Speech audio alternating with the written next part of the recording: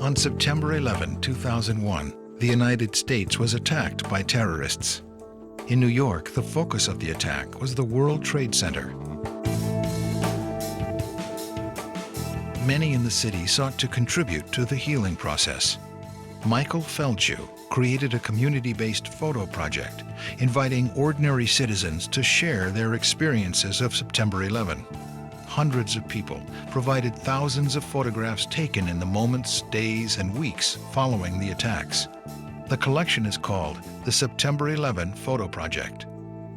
The stories you will hear are from Photo Project contributors and others who were caught on film or caught up in events as they photographed that unforgettable day. To me, the real beginning of the story is the day before, because I feel that I knew something was going to happen.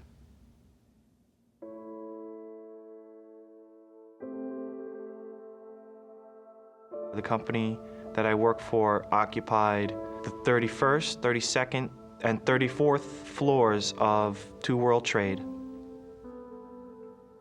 On the afternoon of September the 10th, there was a really violent thunderstorm that came from the south.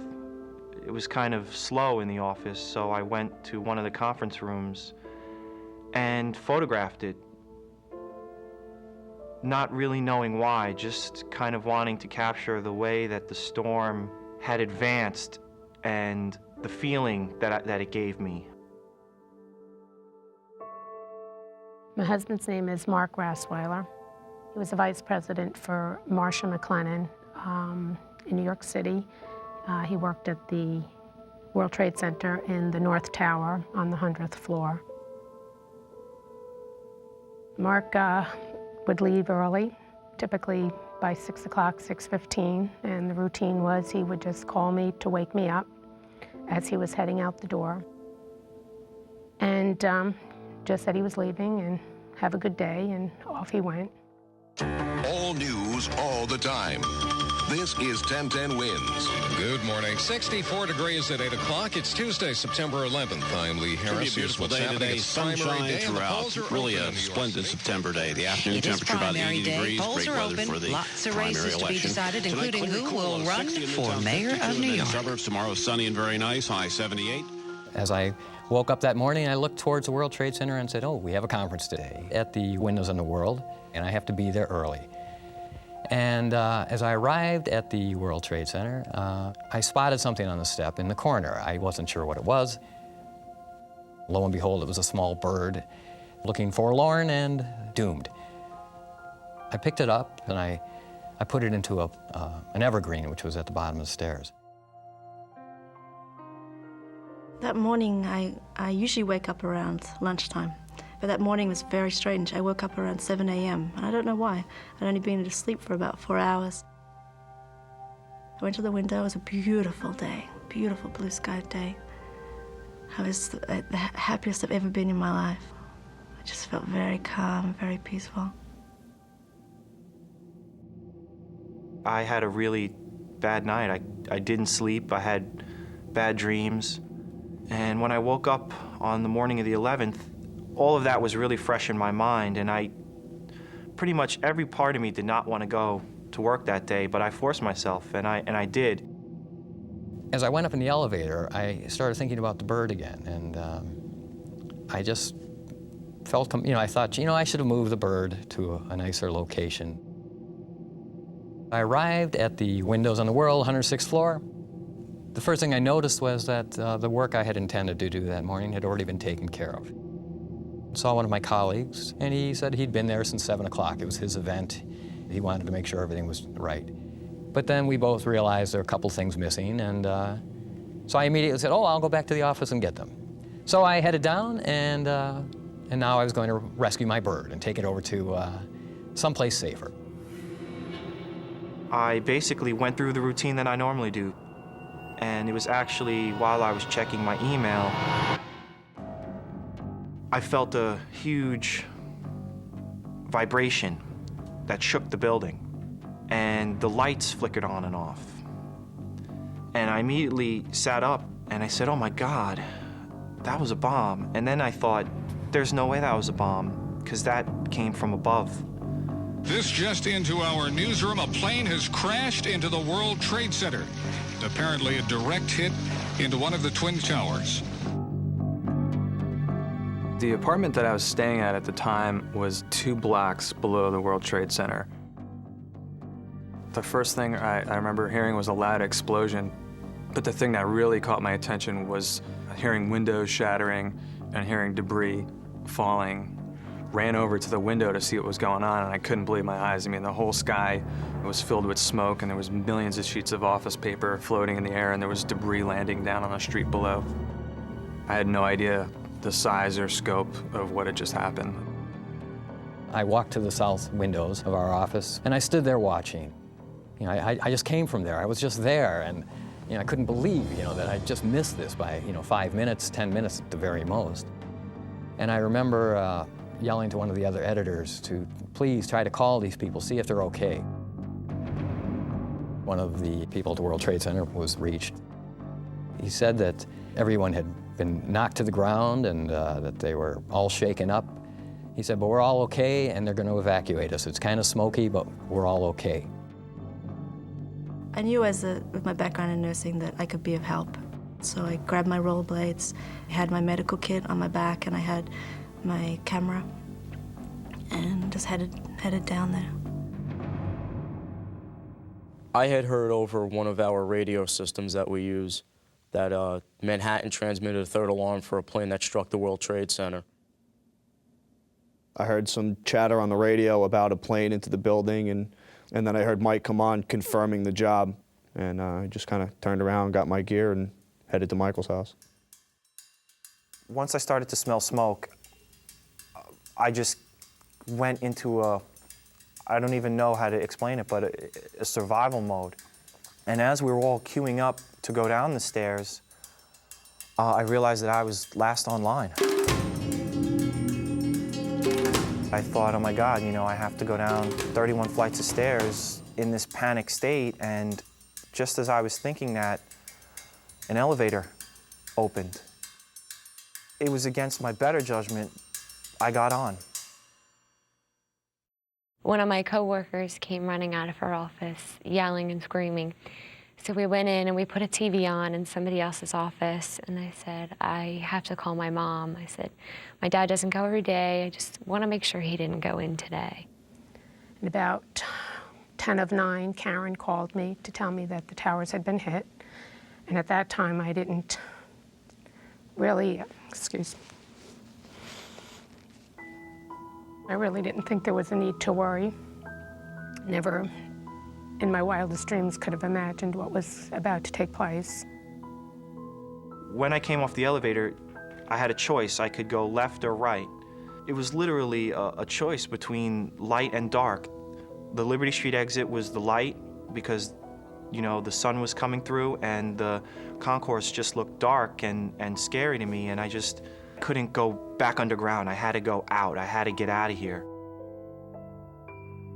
We turned the TV on and I see the World Trade Center burning. And then the announcement was that a plane had crashed into it. When I saw it, I just knew that there was a lot of people dead already and a lot of people dying as I'm watching that. A lot of people need help. I called up our dispatcher and told him I was there at the 93 bombing. I was in charge of the evacuation. You know, if you need me, send me. I got onto Liberty Street. Debris was still falling, and then I started seeing pieces of the airplane. The second I got to the street, I turned around and looked back at the building and noticed that it wasn't debris that was falling. It was actually people jumping out of the building. The sight was almost enough to make me drop to my knees. It was like adrenaline just pumped through my body at that moment because I couldn't believe that what I was seeing in front of me was real. And I realized at that point that I had to just get out of there, that I had to save myself, and there was really no one for me to help because this was something way out of my league. So I went into one of my coworkers' offices who had a radio, and she turned on the radio, and at that point, that's when the second tower was hit. just as I started to cross the street, I heard a noise. And I knew exactly what it was. I knew it was a plane, and I knew that it was coming. And it got louder and louder to the point where it sounded like it was right on top of us. And it definitely sounded like he was full throttle. I mean, it was moving so unbelievably fast. And I just prayed to God at that point, and I said, you know, please don't let this happen. And the last thing I saw before the second attack was the silver underside of the plane before it went into the building.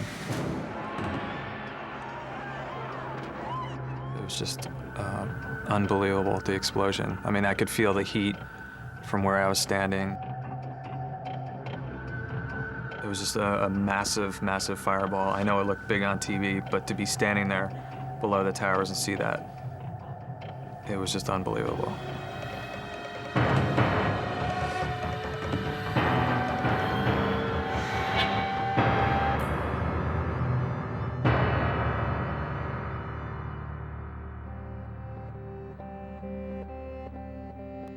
And it was complete pandemonium at that point. Everyone was running. It was like a stampede, and I just remember thinking, I have to get as far away from this area as I can. I knew this disaster was unfolding, but I just had this outside hope that everyone was going to be okay. We started getting reports that there was a third plane inbound. We got reports that a plane crashed into the Pentagon. The world knew we were under attack. This was war.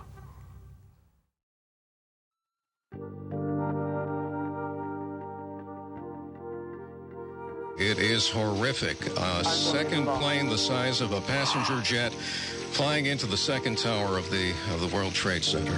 Oh my God. I think the moment that second plane hit, I was pretty much terrified. I distinctly remember that feeling of my heart feeling like it was going to come out of my chest. It was beating so hard. I was trying to remain calm, but I knew that I was in trouble. I thought of my dad immediately. I just felt this hopelessness, like right away, like, oh my gosh, something happened to him.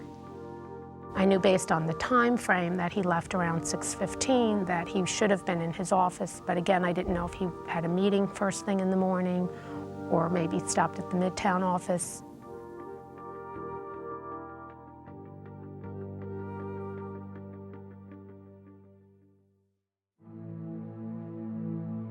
I was standing at the base of Bank One Plaza. There was a ramp that led down to a loading dock. People that were caught out in the plaza at the World Trade Center that were exiting the buildings started running down the ramp towards me. I just remember the look of panic on some of their faces. I mean, they were absolutely terrified.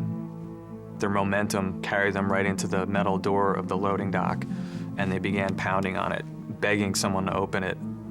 At that point, I started feeling panicked, like, okay, something bad could happen here, and I knew I had to get out of there. I called the dispatcher again.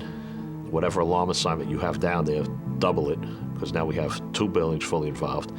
And then it was not really asking to go down. I kind of told him I'm going. We exited the Holland Tunnel.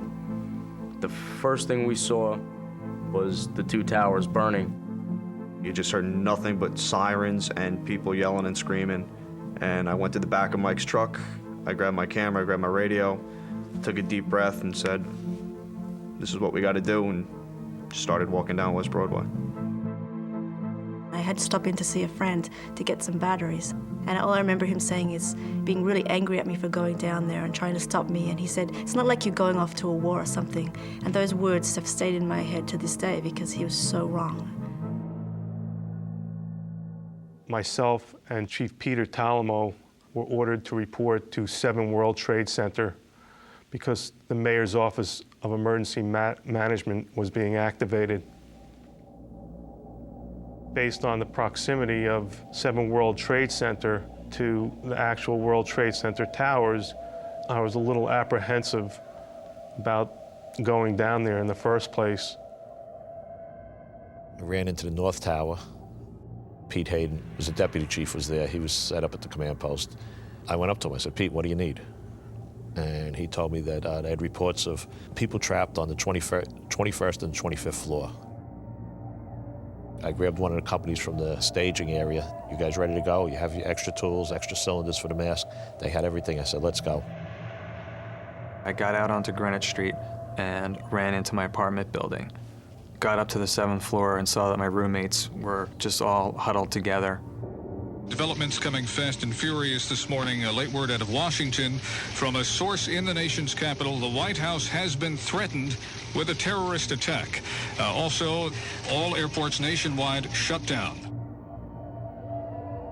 I gathered a couple things and threw them in my backpack, and we headed out to the street. The whole scene itself was unbelievable. You couldn't really describe it. It seemed almost like something that was shot out of a movie, something that wasn't real.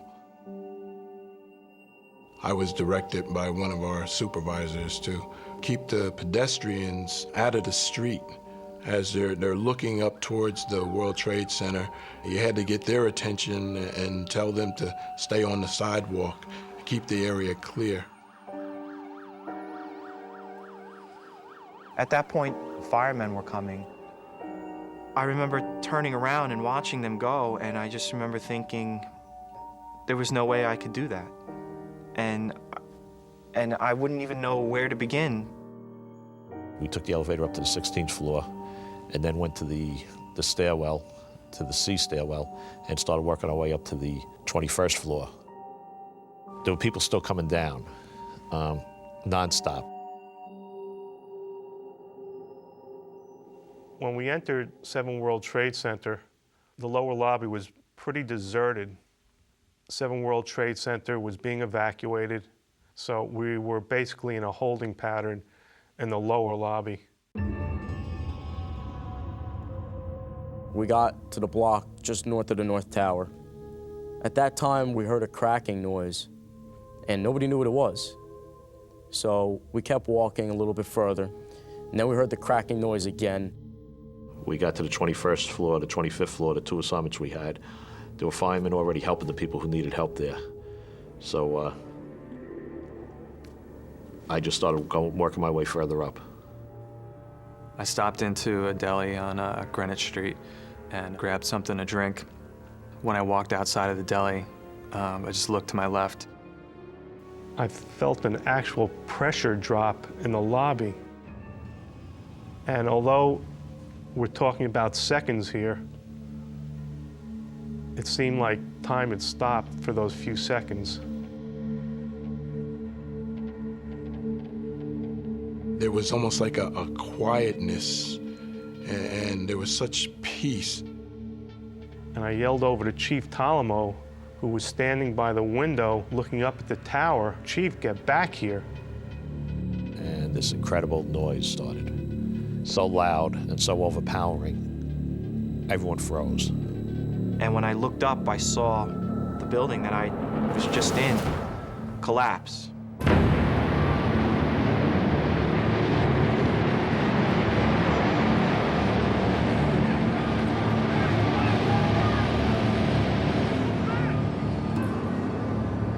I could feel my body compressing. I screamed out to the chief, "This is the big one." And I turned my back towards the street. We were waiting any second for the ceiling to just explode, because that's what it sounded like. Something was coming. Oh my God, the house building just crumbled from the top. Oh my God, the building just fell.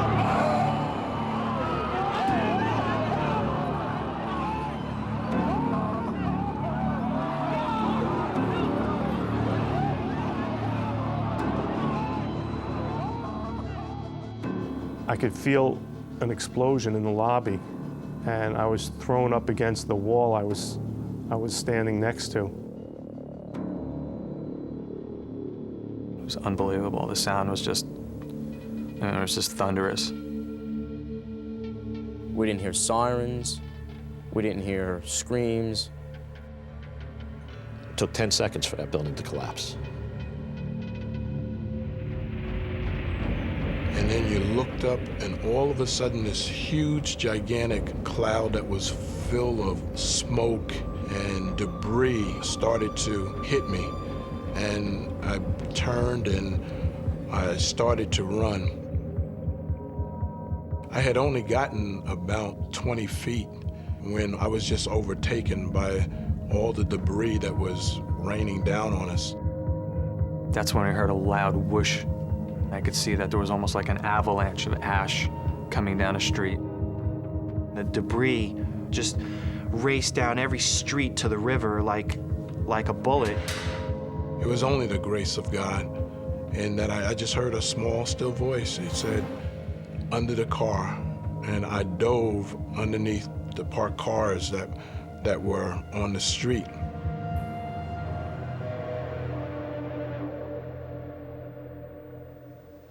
And then all of a sudden it stopped and there was silence in that lobby. And I opened my eyes and it's totally black. I don't think it was a matter of being scared. It was just a matter of thinking to myself that this may be the end of my life. The whole entire tower had just come down, and such blackness had materialized, and there was such an intensity of heat. I got the impression that the vehicle that I was underneath was going to just burst into flames. A couple of people ran into the back of the deli trying to get out the back door. When they opened the back door, all the ash came in, so I knew we were completely surrounded. I really, really thought that we were going to suffocate. Your eyes were burning, your nose was burning, your throat was burning, and I started to think of my loved ones, and I said, I can't believe I'm going to die like this underneath a car. I got on the radio and tried to find out what was going on. Does anyone know what happened? You heard someone say the tower came down. I was in the North Tower. The whole North Tower didn't come down, so it had to be the South Tower. I immediately knew that there were hundreds of firemen in there that just died. 5 units, stand by for this transmission. We got 6 World Trade, 7 World Trade, and the North Tower. We got report the office trapped. The entire lobby of 7 World Trade Center was destroyed. It was as if I was locked in a closet with absolutely no light. I probably could have laid down there and suffocated and maybe died there, but I had a will to survive. I had to find that one door that hopefully would lead to safety. This is Tower Room. We have people trapped in the building on the first floor. All right, 10-4, we have multiple units on the way in at this time, Kate. 10-4. You're getting nothing but Mayday calls on the radio where I'm trapped here, I'm trapped there. I remember being here, and that's where I think I am now. Come get me. Now anything's possible. So we knew that if the first tower can collapse, the second tower is just a matter of time. But the brain surgeons we just stayed where we were. we didn't leave. We just stayed and helped. Without anyone else to take command, I gave the order to evacuate the North Tower. Drop your tools, drop your masks, we're getting out. I did have an intimate knowledge of possibly the one escape route in that lower lobby. I started moving in pitch blackness towards what I thought was that area. At a certain point, some light was filtering through, and the light was the door that led to the loading dock. When I got to the door, the bag that I thought I was dragging was actually a person. It's one of the things I can't explain. I thought that I had a bag in my hand. I thought I had the giant hazardous materials duffel. All of a sudden, Chief Talamo appears, and he's dragging someone that's injured. He brought his injured through the door. I brought my injured through the door, and we made it into that area of safety. It was just a thick, thick blizzard of snow. You couldn't see a few feet in front of you, and I just started heading towards the World Trade Center, and everyone was coming out, and it was chaos everywhere. People walking the streets, people had gashes out of their head and blood coming down their faces. We left 7 World Trade Center and went up to Sheriff Mathis's office. He couldn't believe the condition we were in. I was physically hurting because I was having a really difficult time breathing. I was having a difficult time seeing. I was in a state of shock. I got to the approach of the Brooklyn Bridge, and that's when I ran into an in-law of mine, and I was just really traumatized, and he saw me in the crowd, and he said, you know, just come with me, and we're just gonna walk as far as we can. The kids were saying, which tower is Daddy in? And I just could remember that he was in the tower with the antenna on it, and I kept saying, well, he's okay, he's okay. I waited till the stairwells cleared above me. And so then I started going down. I went down the B stairwell. I was relieved. I was originally on the 30th floor, the 20s, the teens. Now I'm in the single digits. Now, we're gonna be out of here in a couple minutes. The crowds of individuals who had been in the buildings adjacent to the World Trade Center had started to come out. And I kept telling them, move back. You gotta keep moving back. All of a sudden, you just heard an earth-shattering explosion.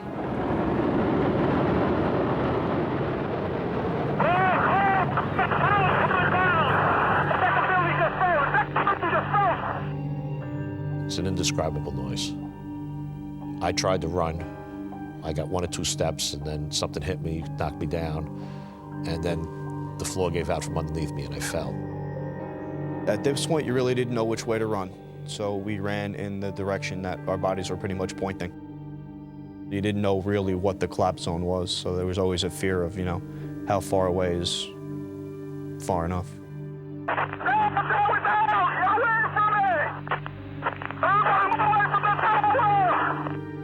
And everyone just ran and dived under cars and just prayed. I just prayed. No, Lord, not again, not again. The debris just seemed to engulf us and trap us, and individuals were screaming, I can't breathe, I can't breathe. Take your shirt, breathe through a shirt, breathe through a handkerchief. You're gonna make this, you're gonna be all right, you're gonna make it. There was a million thoughts going through my mind. Is this gonna be my last thought? Is it gonna be over now? Is it gonna be over a second from now? When is it gonna be over? I just didn't want to suffer. I wanted it to be quick. We saw a bagel store. We dove into that. You know, that's when the debris all started hitting the windows and, you know, just enveloped us in darkness. We were watching live TV coverage. The TV just blacked out, and I thought, this is it. This is it.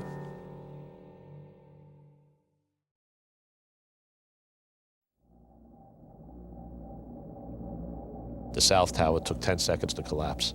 The North Tower took 8. I was in that North Tower. It was dark, it was black. And I thought, well, I guess I'm dead. You know, this is what it must be like to be dead. Your thought process continues, but you're dead. Says, not bad. And then a couple seconds later says, nah, I don't think I'm dead. Because then I start feeling my body. Miraculously, this small little area of the one stairway, everything collapsed around it. So I called out, is anyone else here? And after a couple seconds, I got a response. Yeah, I'm here. Another one, I'm here too. You can hear the screaming from outside the bagel store.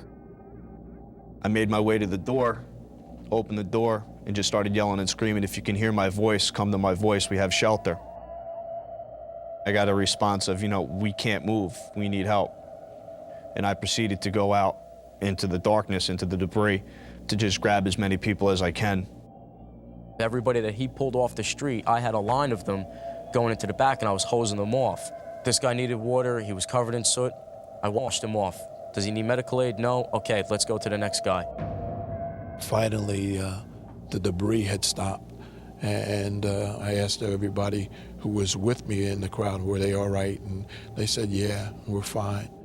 Got up and started walking back towards the World Trade, and it was just so thick and you couldn't see anybody, and they were pushing everybody north, and the police were like, go back, go back. They made us leave the area, and we ended up at Stuyvesant School. A guy got on the payphone and called 911. And I remember thinking to myself, that was like such an absurd thing to do. But within a few minutes of that call, I'd say between 5 and 7 of New York Fire Department came to the back, opened the door and said, you know, you guys have to evacuate. Watching these towers fall, I was absolutely in disbelief. I mean, we were sitting on our rooftop and literally the entire city cried, no, no, no. I mean, echoed through the city. This nervous energy took over and I have to work, what do I do, what do I do? I couldn't sit there. I hopped on my bike and pedaled as fast as I could to the scene. It seemed like forever waiting and waiting around. And everyone was frustrated because we thought there were thousands and thousands of bodies waiting alive. And we just wanted to get in there, but they wouldn't. They stopped us and they only would let firemen in. And we said, well, who's going to help the firemen? I just knew that as a firefighter that we had our hands full. It was total devastation. It's the worst thing I've ever seen in my life. I had asked for Chief Downey and they said he's missing. I asked for Chief Palillo, he's missing. Chief Moran, Chief Casper, they were all gone.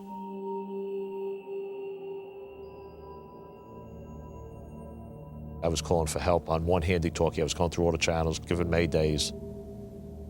I felt I was alive in this void, but there's 100 floors of rubble above me, and there's no way anyone's ever going to get to us. It was over an hour and a half to 2 hours before I actually raised someone. And I raised another chief who I know. I was telling him, Mark, we're in the building. We're in the North Tower, the B stairway. They couldn't get into us.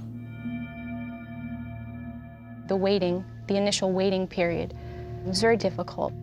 An hour would go by and it felt like an eternity. I mean, we had all of the phones and, you know, the cell phones and the portable phone, and we had them all outside on the table, and we were just sitting there waiting for my father to call or to come home.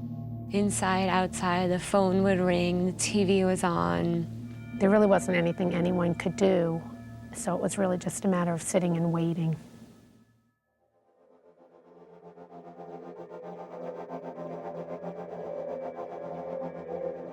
Arriving at Ground Zero, there was a silence, very much like a snowstorm, a muffle.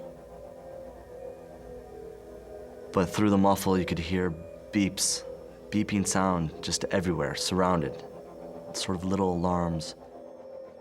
Apparently, firemen have a sort of sensor, a beeping sensor, so the surrounding beeping, I think, were the trapped firemen in the wreckage.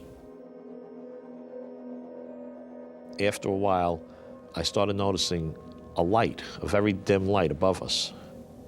I actually thought I was hallucinating. And I asked anyone else, did anyone else see this light? And other people saw it too. After a little while longer, I'm looking at it, I said, I gotta go see what that light is. And then I climbed up to the light. I climbed out, it was a hole, and I got out, and then all of a sudden I'm on top of this big pile of debris. And I could see the rubble field. I could see buildings on fire. I could see the devastation. What I didn't see is any people. No one. A group of firemen passed in front of me, and one sort of broke from the group. He just inched his way into the wreckage. He knows who's underneath the wreckage. He knows.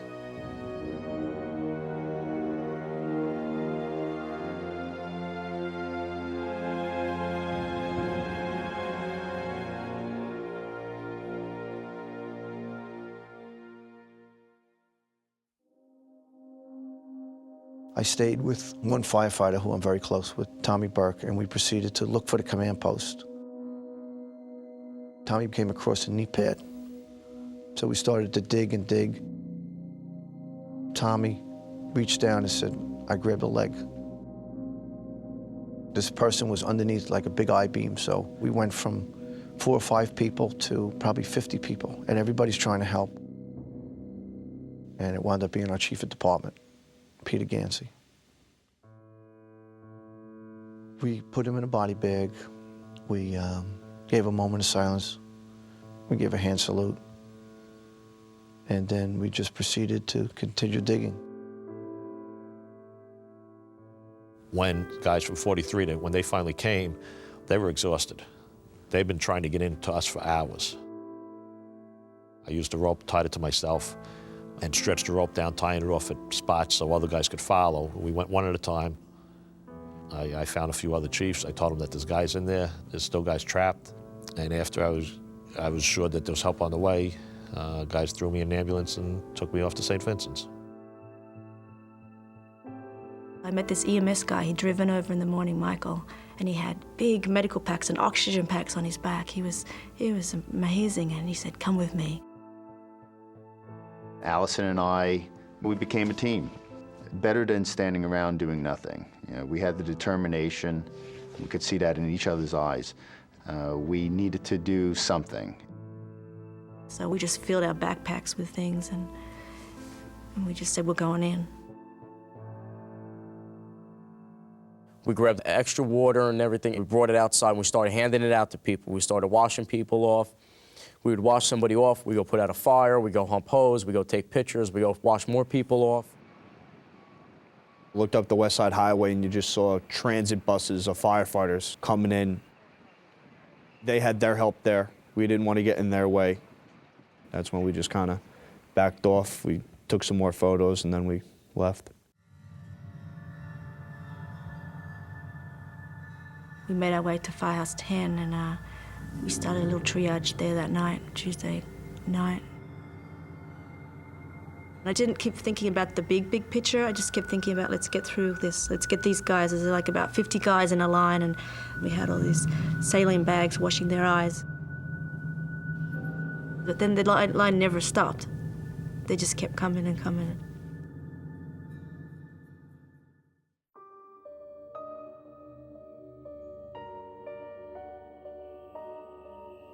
Me and about 3 or 4 firefighters that I work with worked our way into the Vista Hotel to try to see if there's any firefighters in there. Upon entering there, we found a search rope. It ended in a void. A void is just a collapsed area. Going into the voids as rapidly as we can, calling for body bags and putting people in these bags. And I can't really describe it. You almost wish that you weren't down there doing that. But you had to do it because it was our job, and people needed to know they were getting respect and they were getting buried at home. I don't consider myself a New Yorker or an American at all. I was born in South America and I lived for a very long time in Europe. But by being in New York that day, you were touched by what happened in a very different way from anybody else who was anywhere else in the world.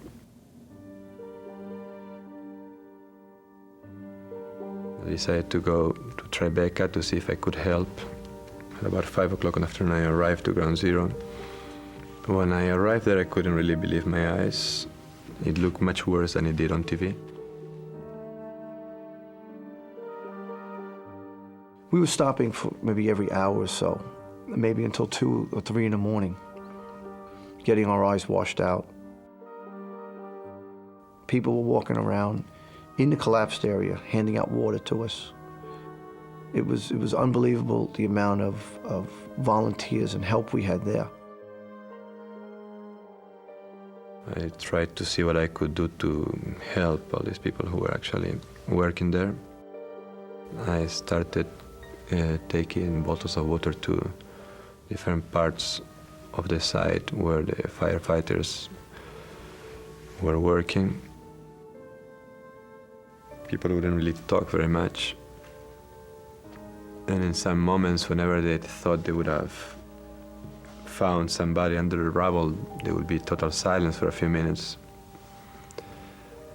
because they were trying to hear something from under the rubble.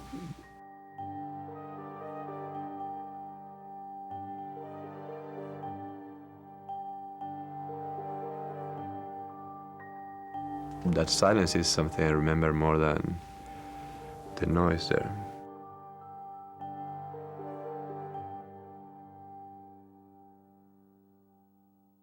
About 3 o'clock in the morning,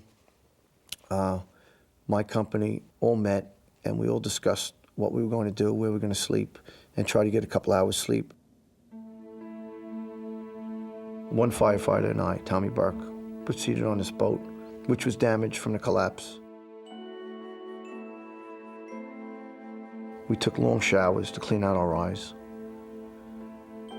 and took like about an hour nap and then went back to work. I was there until about midnight, and by that time, I believe it was about to start raining. They were changing the shifts of the firefighters and rescue workers. And at that time, I decided to leave after a long day.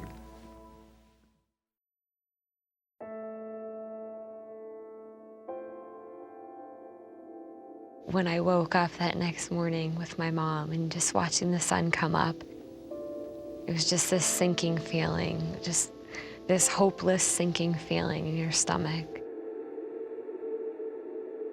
I had called up my office to tell them that we hadn't heard from my father yet, and they said, you know, if there's anything we can do, let us know, you know, we'll do whatever we can. I said, actually, if you could scan in my father's photograph, we want to look for him. Her art department set up this whole flyer in less than an hour, and we had it copied and we were off. I remember the next morning trying to go to work. By now I knew, you know, 71 people who were attending our conference had died, and 16 of my workmates had died, and I had survived. I was the only one who was there that morning who got out. We walked and we walked and we walked, hanging our flyers, going to hospitals, going anywhere and everywhere that we thought would be beneficial to find him. We stayed in the city till about 2, 3 in the morning, came home, slept for about an hour, and went back into the city again. We found a little restaurant which was half a block away from the remaining facade of the South Tower. Set up the IV bottles, set up stations for irrigating the people, set up the food area, set up a psychological counseling area. The firemen, they just lost all of their friends, and we all sat down in candlelight and they started singing Danny Boy and patriotic songs, and everyone was just crying. They just raised their drinks and toasted for all those who were left behind.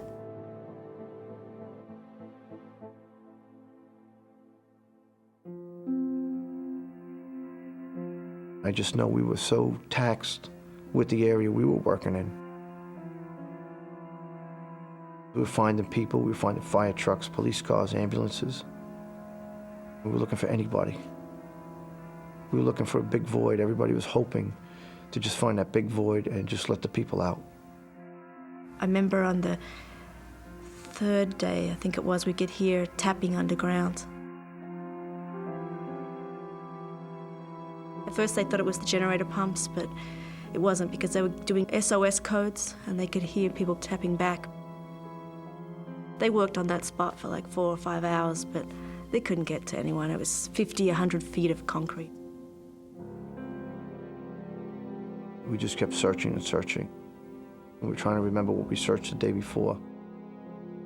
But it was so big that I didn't really leave the West Side Highway for days.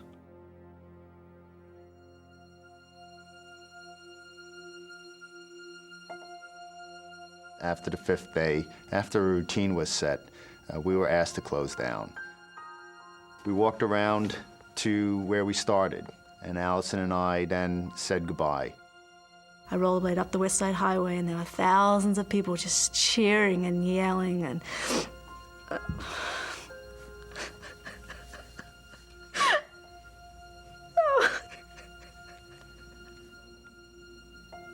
Everyone was just trying to help. Everyone, even if you couldn't do anything, these people were waiting there for days and days. They knew they couldn't get in, they couldn't do anything, but they held up these big signs and they just said, "Thank you, heroes," and they were just cheering and yelling, and then I just left and I just went home.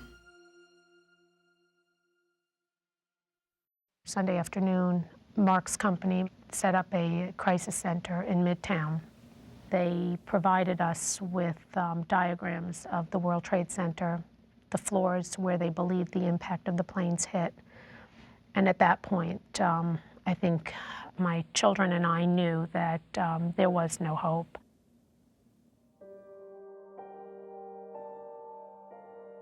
I felt lost. I felt lost. I spent a lot of time trying to reconnect to the things that were really important to me, and it helped me calm myself and helped me put pieces back together. We had the first missing flyers. If it helped bring some hope to other families, and I'm glad it was able to help. I think the posters stayed on the wall so long because it became a memorial, and I think people didn't want to take those pictures down. They didn't want to forget. I was angry. I was sad. I went through a roller coaster of emotions, and all at a very intense level. I was happy. I was happy to be alive. I guess one of the hardest things for me was, after a while, it became clear that all the families had come and gone, and in some cases there were still desks filled with people's personal belongings. But someday those desks are going to be filled again, and then we just carry on, you know. It's over, you know. Just before Christmas, a neighbor who was also a police officer stopped by the house to let me know that they made a positive identification. I had to have a funeral director go into the city to pick up the remains, and I asked him to be honest with me and tell me exactly what it was that they did find.